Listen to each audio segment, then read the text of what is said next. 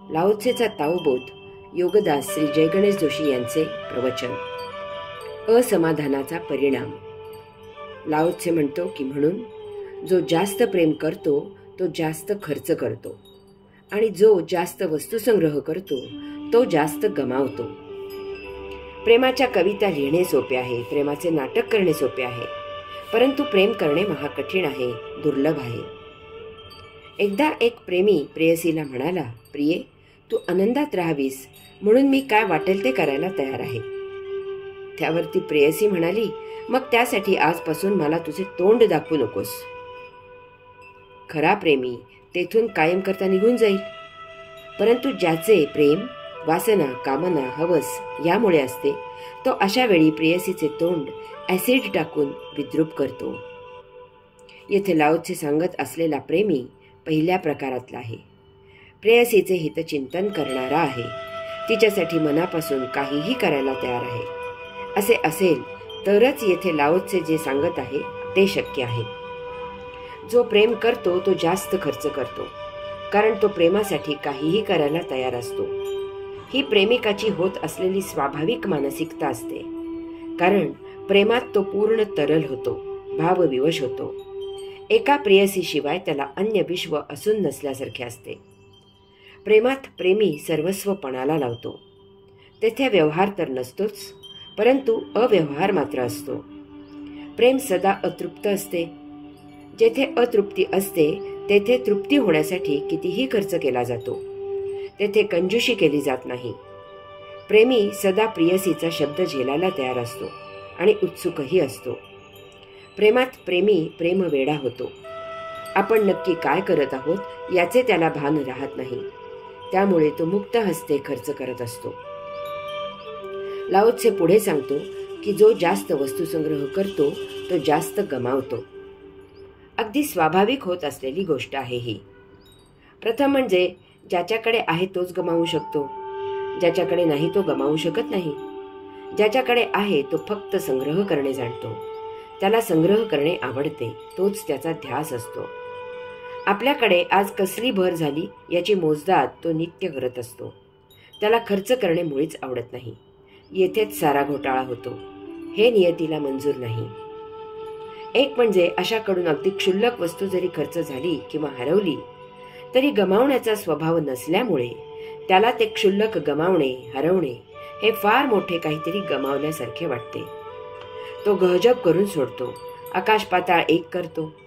तसेच ज्याच्याकडे 4 दाणे आहेत ते 4 दाणे न हरवता तसेच राहतात, परंतु ज्याच्याकडे पोतेभर दाणे आहेत त्याच्यातील 4 दाणे सहजच पडतात, हरवतात.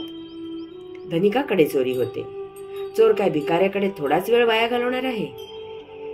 प्रेमी काय किंवा संग्रही काय, ते आपापल्या प्रेमात आणि संग्रहात इतके रत असतात की ते आत्म्यापासून दूर दूर जातात आणि कैवल्यानंदाला पारखे राहतात. हे महागमावणे असते. समाधानाचे महत्व. लाओत्से ओवीचा समारोप करताना सांगतो की समाधानी मनुष्याची कधीही अप्रतिष्ठा होत नाही.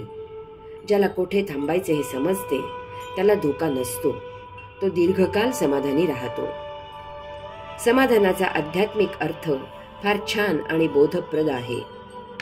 त्यासाठी आपण काही गोष्टी समजावून घ्यायच्या असतात आणि त्याप्रमाणे जीवन जगायचे असते. असे केले तर आपले जीवन सदा कैवल्यानंदी होते. आपल्याला भगवंत श्रींनी जे दिले आहे ते हे जीवन समृद्ध करण्यासाठी पुरेसे असते. केवळ असे केल्यानेच आपले जीवन समृद्ध होते. त्यामुळे इतरांकडे पाहून आपण जीवन जगू नये. 2. आपण गतसंचिताचे गाठोडे घेऊनच जन्माला येतो.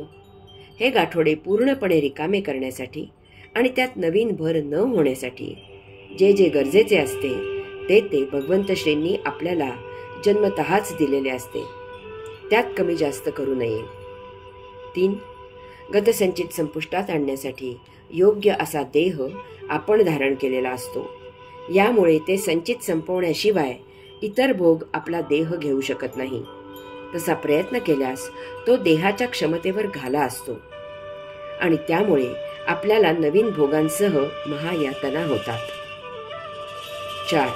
गतसंचित संपवणे आणि निर्लेपपणे सृष्टीलीलेचा आस्वाद घेणे हा आपल्या जीवनाचा प्रधान हेतू असतो. यामुळे जर आपण आपल्याला सहज प्राप्त असलेले उपभोगले तर गतसंचित लवकर संपते आणि आपण निर्लेप, निर्भेळ, निर्गुणी होतो. 5. आपण जन्मतःच प्राप्त परिस्थिती स्वीकारली तर स्वयंभू आत्मतत्वाचा आपल्याकडून आदर केला जातो. याचा आध्यात्मिक फायदा शब्दातीत असतो. त्याची जीवनात अनुभूती मिळते. या 5 गोष्टी लक्षात घेऊन जर आपण जीवन जगलो तर आपले संचिताचे ओझे कमी होते. नवीन ओझे लादले जात नाही. अशा मोकळ्या स्थितीत विश्वलीलेचा आस्वाद केवळ आनंद होतो. त्यामुळे एक निराळीच गोष्ट आपल्याकडून घडते. आपल्याकडे भगवंत श्रींमुळे त्यांच्या मार्गदर्शनाखाली जी सामुग्री उपलब्ध असते त्यामधूनच आपण पदार्थ तयार करतो. त्याप्रमाणे जीवन जगतो. त्यापेक्षा निराळ्या वस्तूंच्या मागे आपण धावपळ करत नाही. या योगे कोठे थांबायचे हे नकळत प्रत्यक्षात आचरणात आणले जाते. यात जीवनाला नेमकेपणा येतो. भगवंत श्रींच्या इच्छेप्रमाणे जीवन जगले जात असल्यामुळे अंतरात्म्याचेही आपल्याला परिपूर्ण सहकार्य मिळते. यामुळे विश्वाला सुसंगत असे जीवन जगले जाते. हेच समृद्ध जीवन असते. आपण पूर्ण समाधानी असतो. न झेपणारे नसते उद्योग न केल्यामुळे आपली जराही फजिती होत नाही. तसेच जे योग्य तेच केल्यामुळे आपली प्रतिष्ठा दिवसेंदिवस वाढत जाते. आपल्याकडून सहजच योगाचरण होते. आपला देह आणि मन निरोगी राहते. प्रतिक्षणी आपण भगवंत श्रींचे सन्निध होत जातो.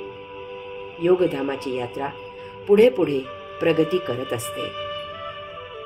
हरि ओम. ओम तत्सत त्वम असि. 2रा खंड संपन्न.